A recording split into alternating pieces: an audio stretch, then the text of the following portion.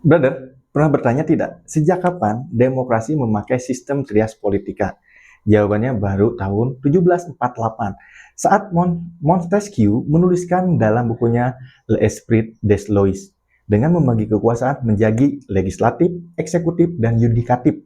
Padahal demokrasi sendiri sudah ada sejak 508 sebelum Masehi, dipraktekkan oleh Cleisthenes di Athena sebagaimana dicatat dalam sejarah politik Yunani kuno. Artinya, ada jarak lebih dari 2000 tahun antara lahirnya demokrasi dan munculnya trias politika. Jadi trias politika dibuat bukan karena demokrasi dianggap sempurna, tetapi justru karena kekuasaan yang terpusat selalu melahirkan penyimpangan.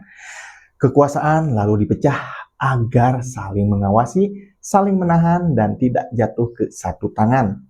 Ini menunjukkan bahwa demokrasi adalah sistem lama yang terus ditambal karena problem kekuasaan tidak pernah benar-benar selesai. Bahkan dari rahim Yunani sendiri demokrasi sudah menuai kritik.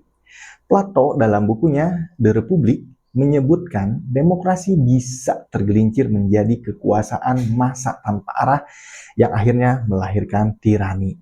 Dan sejarah mencatat, guru Plato, Socrates justru dihukum mati melalui voting rakyat oleh sistem demokrasi Athena itu sendiri. Sementara Aristoteles mengingatkan demokrasi bisa menyimpang ketika hanya melayani suara mayoritas, bukan keadilan. Dan hari ini, ironi itu terasa semakin jelas.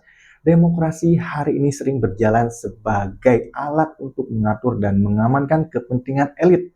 Ia juga membentuk figur-figur populis, tampil merakyat, bicara agama, membawa simbol kesolehan.